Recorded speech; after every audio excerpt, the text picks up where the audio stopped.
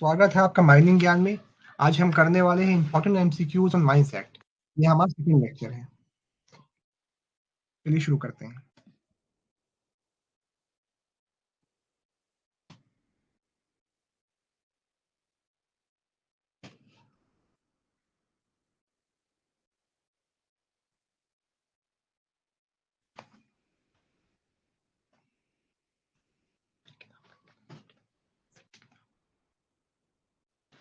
तो first question है, an inspector is appointed by which of the following. तो question कह रहा है कि इंस्पेक्टर को निम्न में से कौन नियुक्त करता है। तो आपके ऑप्शंस हैं, option number A chief inspector, option number B regional inspector, option number C ministry of labour and employment, option number D central government. बताइए इसका आंसर क्या होगा। आंसर आने शुरू हो गए हैं। तो इसका राइट आंसर है option number D central government.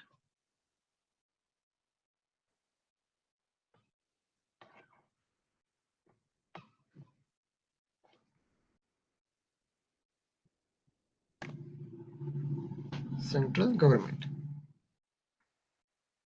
तो नेक्स्ट क्वेश्चन है, the district magistrate may exercise the power and perform the duties of. जो जिला न्यायाधीश होता है वो किसकी शक्तियों का और किसके कर्तव्यों का पालन करता है। तो आपके ऑप्शंस हैं, option number A chief inspector, option number B manager, option number C regional inspector, option number D inspector. तो बताइए इसका आंसर क्या होगा।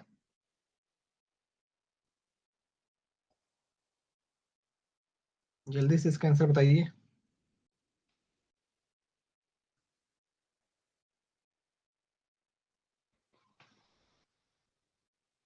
तो इसका राइट आंसर है ऑप्शन नंबर डी। सब लोग सी सी मार रहे हैं, क्या बात है। इसका राइट आंसर है ऑप्शन नंबर डी। तो ध्यान रखिएगा कि जो डीएम होता है वो एक इंस्पेक्टर की शक्तियों का और उसके कर्तव्यों का पालन करता है, ना कि रीजनल इंस्पेक्टर का।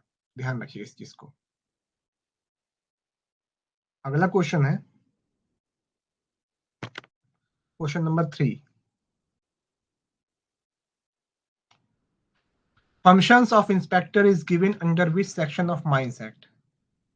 एक इंस्पेक्टर के जो कर्तव्य हैं वो माइंस एक्ट के किस सेक्शन में बताए गए हैं। तो आपके ऑप्शन है, option number A section 5, option number B section 6, option number C section 7, option number D section 8। बताइए इसका आंसर क्या होगा। आप क्वेश्चन को ध्यान से पढ़िए, इसमें क्या लिखा हुआ है। Functions of inspector.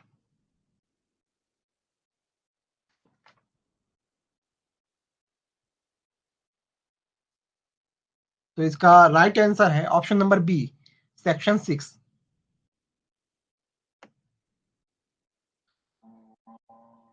तो ध्यान रखिएगा कि फंक्शंस ऑफ इंस्पेक्टर वो माइंस एक्ट के सेक्शन नंबर 6 में दिया है।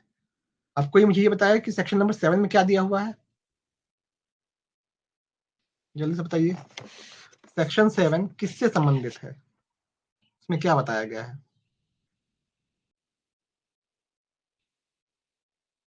तो सेक्शन 7 में इंस्पेक्टर्स ऑफ माइंस की पावर्स के बारे में बताया गया है। मतलब एक इंस्पेक्टर के पास कौन कौन सी शक्तियां होंगी इसके बारे में विस्तार से सेक्शन 7 में बताया गया है। तो इस चीज को आप लोग ध्यान रखिएगा, ये भी इंपॉर्टेंट है।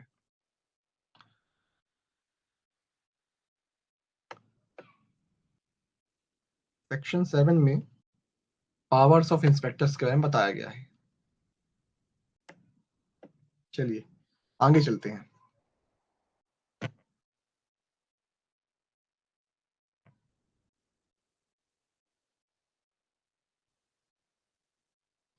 अब इसका जवाब दीजिएगा आप लोग। According to subsection 2 of section 7, according to subsection 2 of section 7, which of the following cannot be done by chief inspector। Section number 7 के सबसेक्शन 2 के अनुसार निम्न में से कौन सा ऐसा कार्य है जो कि चीफ इंस्पेक्टर और इंस्पेक्टर नहीं कर सकते। तो ऑप्शन नंबर ए है सर्च एनी प्लेस, वो किसी जगह की छानबीन नहीं कर सकते। Option number B take possession of any material, किसी भी वस्तु को अपने अधिकार में नहीं ले सकते।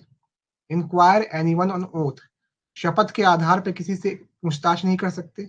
Option number D, take other records appertaining to the mind, mind से संबंधित किसी और रिकॉर्ड को अपने अधिकार में नहीं कर सकते। जल्दी बताइए इसका आंसर क्या होगा।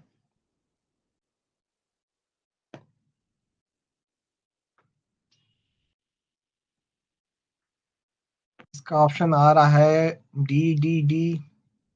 उत्तम कुमार ने डी किया है, विवेक ने डी किया है। सो इसका राइट आंसर है option number C, enquire anyone on oath.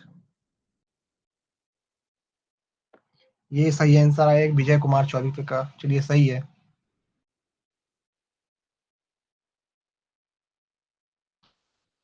उम्मीद करते हैं क्वेश्चंस आपको पसंद आ रहे होंगे। नेक्स्ट क्वेश्चन है, according to mines act, powers of special officer to enter, वहां पर इंटर होगा, enter measure act is related to a person in, यानी माइंस एक्ट के अनुसार स्पेशल ऑफिसर की माइंस में प्रवेश करने की जो शक्ति है और वहां पर जांच करने की जो शक्ति है वो इन निम्न में से किसे प्राप्त है। वो व्यक्ति कौन हो सकता है, स्पेशल ऑफिसर की परिभाषा यहाँ पूछी जा रही है इन शॉर्ट। तो आपके ऑप्शंस हैं, पहला है कि वो व्यक्ति जो है वो केंद्र सरकार का एम्प्लॉय होना चाहिए, दूसरा है सर्विस ऑफ गवर्नमेंट, तीसरा है राज्य सरकार स्टेट गवर्नमेंट, और चौथा है डीजीएमएस। तो जल्दी बताइए इसका आंसर क्या होगा। स्पेशल ऑफिसर निम्न में से किसका एम्प्लॉय होना चाहिए।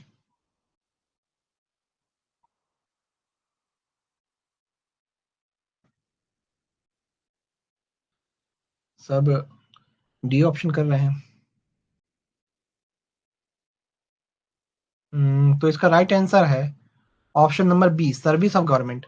आप लोग माइंडसेट देखिएगा, उसके अनुसार कोई भी व्यक्ति जो सरकार की सेवा में हो, अब यहाँ सर्विस ऑफ गवर्नमेंट शब्द का प्रयोग किया गया, मतलब वो मे भी यहाँ पर केंद्र सरकार की बात कर रहा है, तो कोई भी व्यक्ति जो सरकार की सेवा में है उसे स्पेशल ऑफिसर के रूप में ऑथराइज किया जा सकता है, इसे आप ध्यान रखिएगा।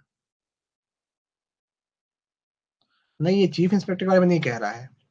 ये चीफ इंस्पेक्टर के अलावा जो भी व्यक्ति जिसे किसी विशेष कारण से चीफ इंस्पेक्टर या फिर कोई इंस्पेक्टर ऑथराइज करती है इस काम के लिए, स्पेशल ऑफिसर, ये उसके बारे में कह रहा है, तो इसको ध्यान रखिएगा।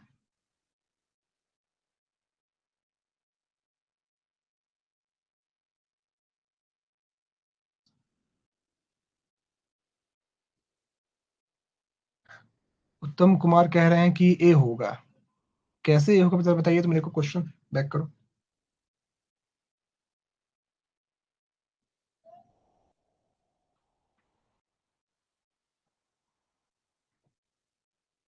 उत्तम कुमार जी, आप माइंस एक्ट का सेक्शन नंबर 8 देखिएगा, उसकी पहली लाइन में आपको लिखा हुआ मिल जाएगा। चलिए मैं बोल देता हूँ आपके लिए। इसमें साफ साफ लिखा हुआ है कि सर्विस ऑफ गवर्नमेंट है, उसे आप चेक कर लीजिएगा, तो वहां से आप देख लीजिएगा, तो वहां आपको जवाब मिल जाएगा कि स्पेशल ऑफिसर वही हो सकता है जो कि सर्विस ऑफ गवर्नमेंट में हो, वो कोई भी हो सकता है।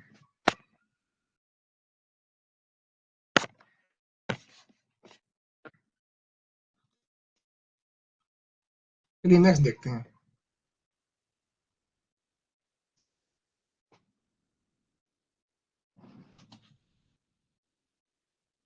सो नेक्स्ट क्वेश्चन है, how many days before chief inspector an inspector is required to give notice to a mine manager before entering a mine.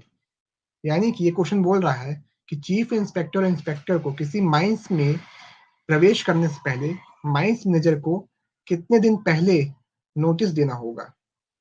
तो आपके ऑप्शंस हैं, ऑप्शन नंबर ए 3 दिन पहले, ऑप्शन नंबर बी 7 दिन पहले, ऑप्शन नंबर सी 30 दिन पहले, ऑप्शन नंबर डी 2 दिन पहले। तो उत्तम कुमार जी का आंसर आ रहा है option number D. Vijay Kumar Choubey का आ रहा है option number B. Option number B A. चलिए विवेक का आंसर सही है। इसका राइट आंसर है option number A. Chief inspector और इंस्पेक्टर्स को यदि वो किसी माइंस में इंस्पेक्शन करना चाहते हैं या किसी और कारण से वहां प्रवेश करना चाहते हैं, तो उन्हें उसके लिए अदर देन इमरजेंसी के अलावा वो 3 दिन पहले नोटिस देंगे किसी भी व्यक्ति को, माइंस मैनेजर को, माइंस में प्रवेश करने से पहले। यदि इमरजेंसी हो तो ये नोटिस का जो समय है वो कम भी हो सकता है, तो इसे भी ध्यान रखिएगा। चलिए अगला सवाल करते हैं।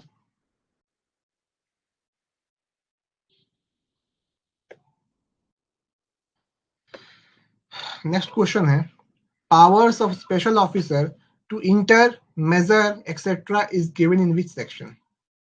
यानी स्पेशल ऑफिसर के माइंस में प्रवेश करने का, वहां किसी तरीके का सर्वे करने का जो सेक्शन है, जो अधिकार है, वो उसे किस सेक्शन से मिलता है? तो option number A section 7, option number B section 10, option number C section 8, option number D section 9। तो जल्दी से इसका आंसर दीजिए।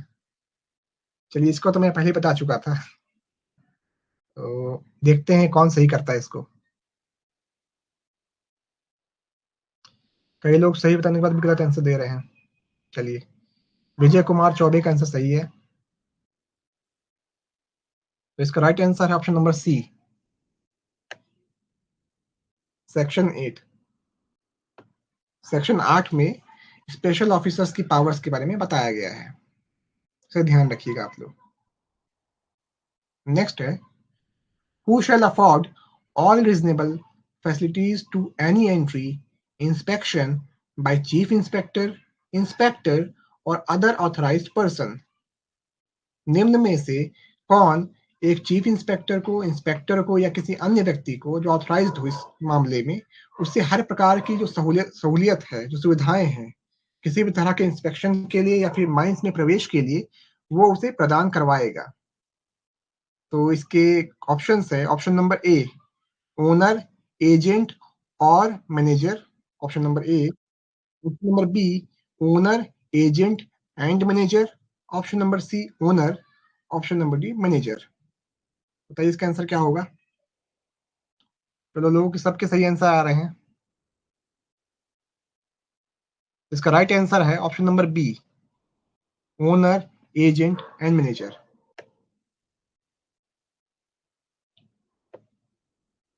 चलिए नेक्स्ट करते हैं। नेक्स्ट क्वेश्चन है, occupational health survey is given in which section. Occupational health survey निम्न में से किस सेक्शन में दिया हुआ है? ऑक्यूपेशनल हेल्थ सर्वे निम्न में से किस सेक्शन में दिया हुआ है? तो आपके ऑप्शंस हैं, option number A section 9, option number B section 9A, option number C section 9B, option number D section 9C। तो ये सबका आंसर आ रहा है, तो इसका राइट आंसर है option number B, section 9A।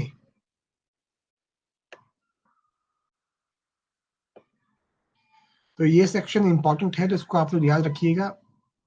इसमें यदि किसी व्यक्ति को किसी तरीके से, अगर इंस्पेक्टर चाहे तो उसका ऑक्यूपेशनल हेल्थ सर्वे कर सकता है कि उसे किस तरह की बीमारी है या फिर कोई समस्या तो नहीं है। अगर समस्या पाई जाती है तो उसे उसी हिसाब से लमसम कॉम्पिटिशन कंपनसेशन दिया जाता है माइंस के ऑनर एजेंट के द्वारा।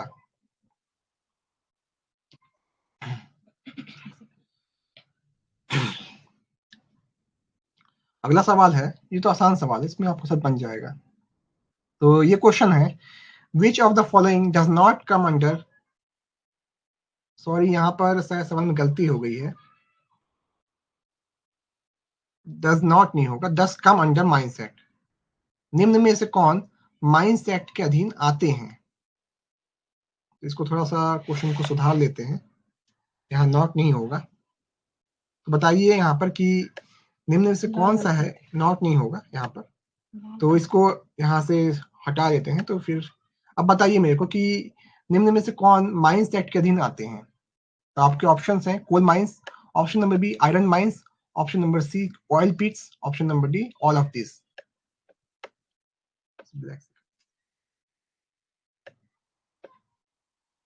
तो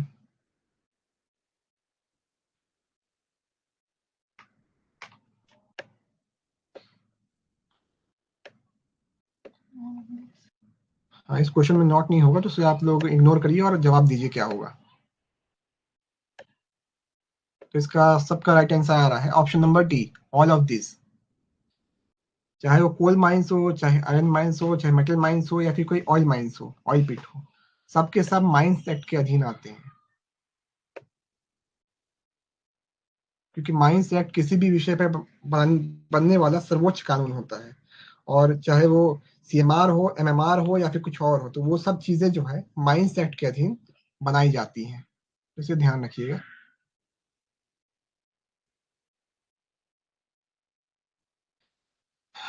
नेक्स्ट क्वेश्चन है, अकॉर्डिंग टू, यहाँ पर माइंस एक्ट होगा, according to mines act week means a period of 7 days beginning at, यहाँ पर माइंस होगा, गलती से माइंस लिखा गया। According to mines act week means a period of 7 days beginning eight.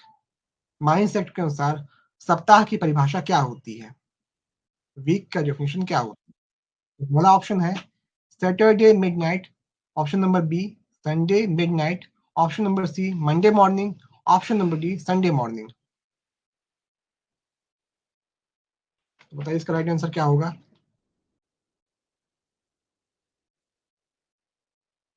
इसका राइट आंसर है option number A, Saturday midnight, यानी कि शनिवार की मध्य रात्रि को हम वीक की डेफिनेशन कहते हैं। लेकिन ध्यान रखिएगा कि एक चीफ इंस्पेक्टर या इंस्पेक्टर किसी अन्य दिन को भी वीक की डेफिनेशन में ला सकते हैं, और नॉर्मली यही रहता है, शनिवार की मध्य रात्रि को। मंडे मॉर्निंग नहीं होगा ना, शनिवार की मध्य रात्रि। नेक्स्ट क्वेश्चन है,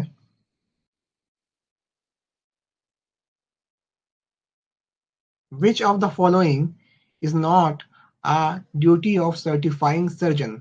निम्न में से कौन सा एक सर्टिफाइंग सर्जन किया कर्तव्य नहीं है। तो आपके ऑप्शंस हैं, option number A, examination of person engaged in a mine in such a dangerous occupation or processes, यानी कि ऐसा व्यक्ति जो किसी माइंस में, नो इंटरनेट कनेक्शन शो कर रहा है, रुकिए रुकिए मैं देखता हूँ,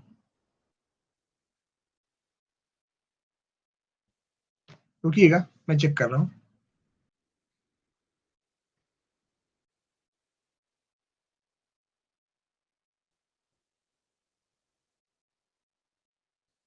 नहीं नहीं नहीं, यहाँ से सब कुछ सही है, आप चेक कर लीजिए कमलेश्वर कुमार, यहाँ सब कुछ ठीक है, आप एक बार रिफ्रेश करिए तो यहाँ ठीक है।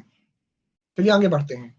तो पहला ऑप्शन है examination of person engage in A mine in such a dangerous occupations और प्रोसेसिंग प्रोसेसेस, यानी कि किसी ऐसे व्यक्ति का एग्जामिनेशन करना जो कि माइंस के किसी खतरनाक कार्य में लगा हो। Option number B, declaring any disease into occupational disease, किसी भी बीमारी को ऑक्यूपेशनल डिसीज घोषित करना। Option number B.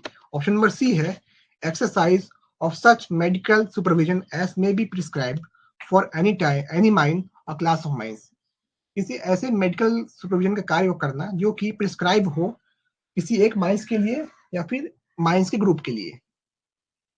जल्दी से इसका आंसर दीजिए क्या होगा। क्वेश्चन नंबर 12 का राइट आंसर क्या होगा। ये सब लोग डी का है बता रहे हैं।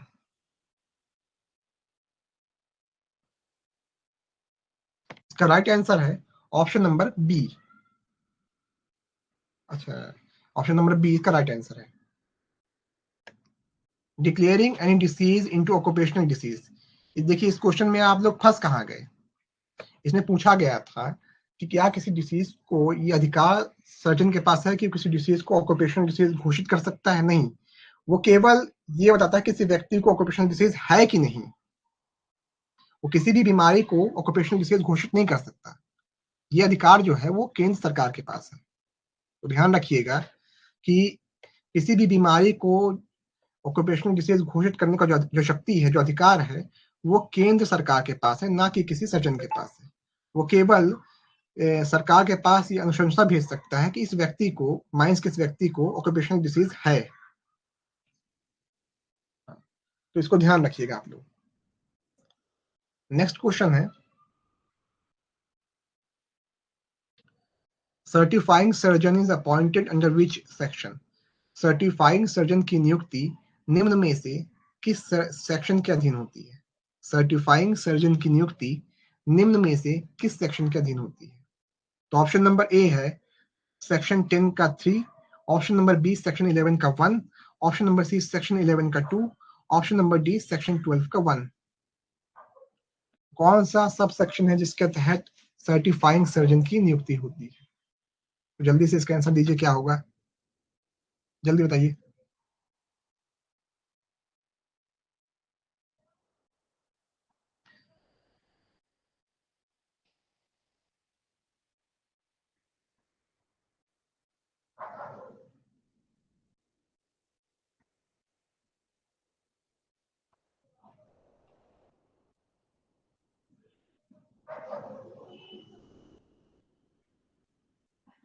तो इसका राइट आंसर है ऑप्शन नंबर बी सेक्शन 11 का 1।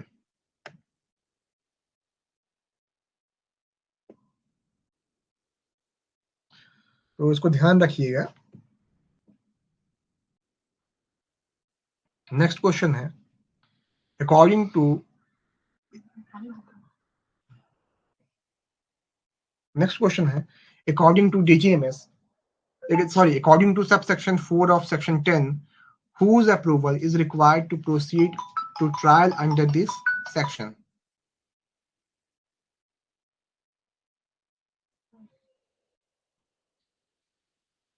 तो सेक्शन 10 के सबसेक्शन 4 के अनुसार निम्न में से किसकी परमिशन चाहिए होता है किसी भी किसी भी ट्रायल को करने के लिए? तो आपके ऑप्शंस हैं, option number A DGMS, option number B supreme court, option number C concern company, option number D central government. तो आंसर सबके आने शुरू हो गए हैं।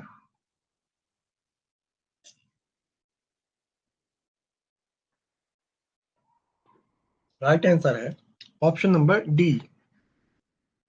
Option number D is the right answer, central government.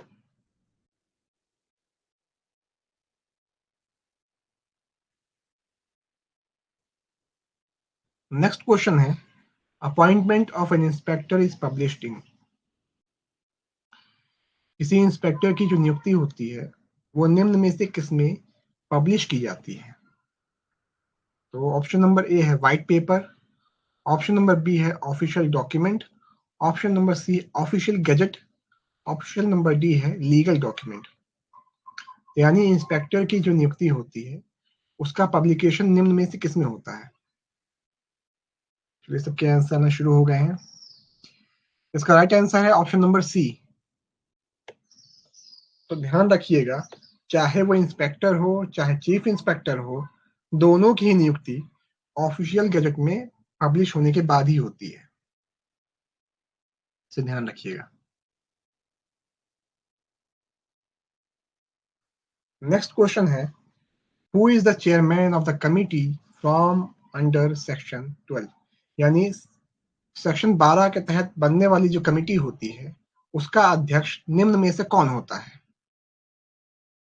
तो इसके ऑप्शंस हैं, option number A chief inspector of mines, option number B person appointed by the state government, option number C person in the service of government appointed by central government, option number D regional inspector of mines.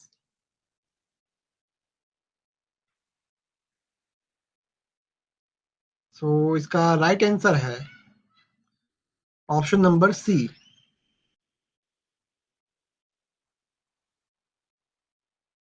Person in the service of government.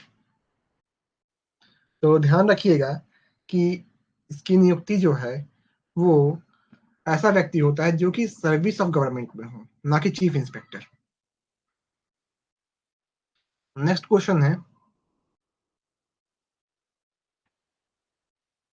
How many person represent coal mines in the committee?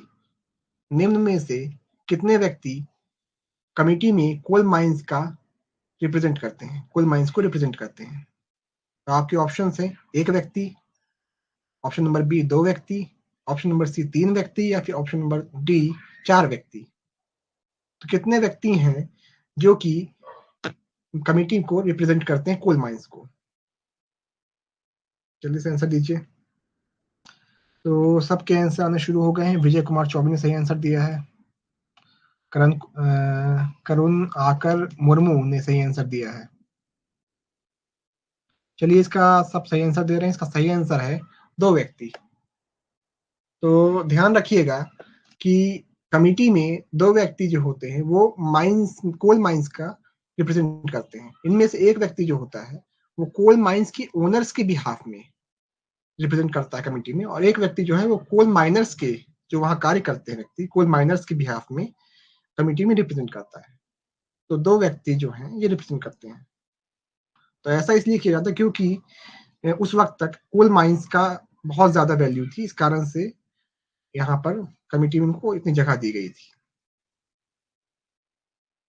Powers of A committee, powers of A committee निम्न में से किस section में committee की शक्तियों के बारे में बताया गया है? तो इसके ऑप्शंस हैं। Option number A section 30, option number B section 15, option number C section 16, option number D section 14।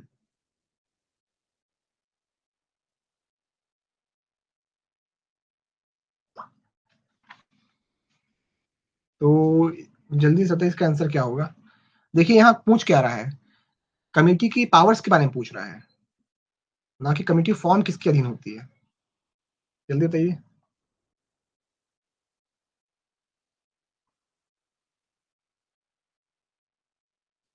तो इसका राइट आंसर है ऑप्शन नंबर डी सेक्शन 14। अब देख लीजिए कि इसका right answer option number D है, सेक्शन 14। अब ये बताइए कि सेक्शन 13 किस बारे में है। जल्दी से बताइए कि सेक्शन 13 किस बारे में है।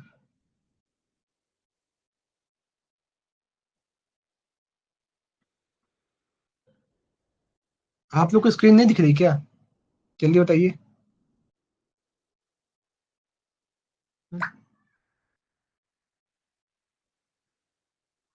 अच्छा, आप लोग बताइए क्या बोलते हैं कि स्क्रीन किसको दिख रही है कि नहीं दिख रही है। जल्दी बताइए, कमेंट करिए जल्दी से। आप लोग को स्क्रीन दिख रही है?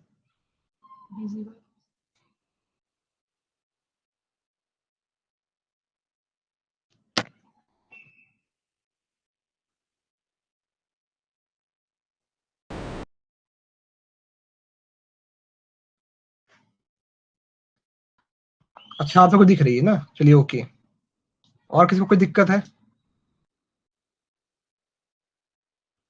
सबको स्क्रीन दिख तो रही है ना, विजिबल है स्क्रीन ना? अमनेश्वर कुमार, आपको स्क्रीन दिख रही कि नहीं दिख रही है? जल्दी बताइए। क्या आप लोग को स्क्रीन दिख रही है? जल्दी से बताइए, यस और नो में। अच्छा, सबको स्क्रीन दिख रही है, चलिए ठीक है। रिफ्रेश कर लो, बाकी सबको दिख रहा है। सो नेक्स्ट क्वेश्चन है, तो पीछे करना उसको मानता हूँ। तो और बताइए मुझे, उसमें और भी क्वेश्चंस हैं। सेक्शन 15 किसके बारे में है? जल्दी से बताइए। सेक्शन 15 जो था क्वेश्चन नंबर 18 का, वो किस बारे में कहता है?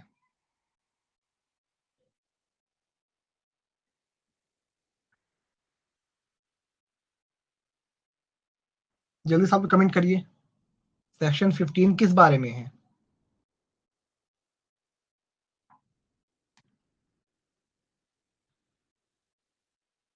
वेरी गुड, सबसे पहले आंसर आया है विजय कुमार चौबे का, रिकवरी ऑफ एक्सपेंसेस। चलिए वेरी गुड। और सेक्शन 16 किस बारे में है? सेक्शन 16 किस बारे में है? जल्दी से बताइए, सेक्शन 16 किस बारे में है?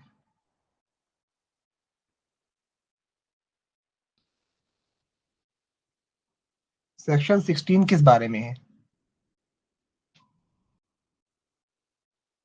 माइंस एक्ट का सेक्शन 16 किस बारे में कहता है? चलिए सबसे पहले विजय कुमार चौबे का ही आंसर आया फिर से।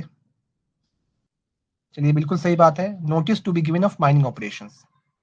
तो ध्यान रखिएगा इसको, आपकी 30 दिन के अंदर नोटिस देने की बात होती है, वो भी कैलेंडर मंथ में, जो कि रहता है जो उस महीने, जैसे एग्जाम्पल के लिए अगर वो महीना 28 दिन का है तो वहां पर 30 दिन नहीं होंगे, वहां पर 28 दिन के अंदर आपको नोटिस देना होगा। तो ये बात आप ध्यान रखिएगा कि सेक्शन 16 में जो 1 मंथ की बात कही गई है वो कैलेंडर मंथ होता है।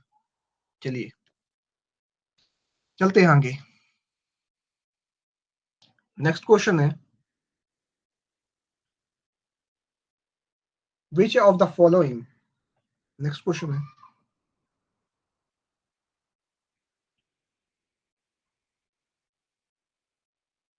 रुकिएगा। नेक्स्ट क्वेश्चन है, विच of the following is not a function of committee. निम्न में से कौन सा एक कमिटी का कार्य नहीं है, कौन सा ऐसा कर्तव्य है जो कमिटी नहीं करती है। तो आपके ऑप्शंस है, makes rules and regulation under this act, enquiry of accident and other matters by central government. यानी कि सबसे पहले तो क्या बोलते हैं, नियम और कानून बनाने का अधिकार जो एक्ट के अधीन है। दूसरा है ऑप्शन नंबर बी, किसी भी तरह के एक्सीडेंट की इंक्वायरी करना या फिर कोई और मैटर जो कि सेंट्रल गवर्नमेंट उसे दे। तीसरा है, here and decide appeal under this act, यानी कि उसके पास लाए गए किसी मामले की सुनवाई करना और उस पर फैसला देने का अधिकार जो कि इस एक्ट के अधीन है। Inspect any mine in behalf of inspector, यहाँ पर बिहाफ होगा BEHALF, उसको आप सुधार लीजिएगा ऑप्शन नंबर डी को। To inspect any mines in behalf of an inspector, यानी किसी इंस्पेक्टर के बिहाफ में उस किसी माइंस को इंस्पेक्ट करने का अधिकार। तो निम्न में से कौन सा है जो कि कमिटी का कार्य नहीं है, जल्दी बताइए इसका आंसर क्या होगा। वहां पर बिहाफ होगा, बिहार नहीं। तो इसका राइट आंसर है, सबका राइट आंसर आ गया option number D, inspect and mines in behalf of inspector.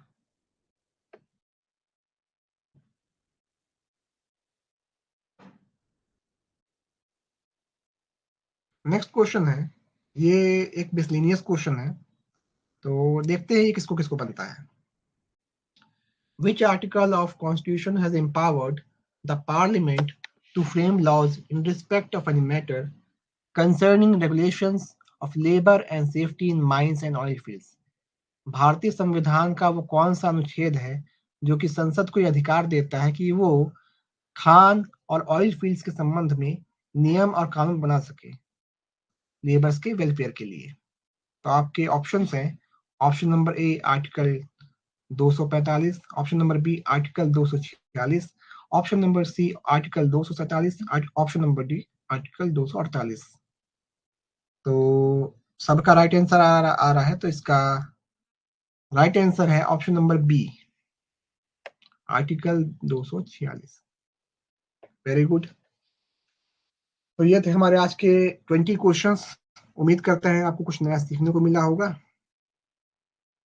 चलिए ठीक है, फिर मिलते हैं किसी और लेक्चर में।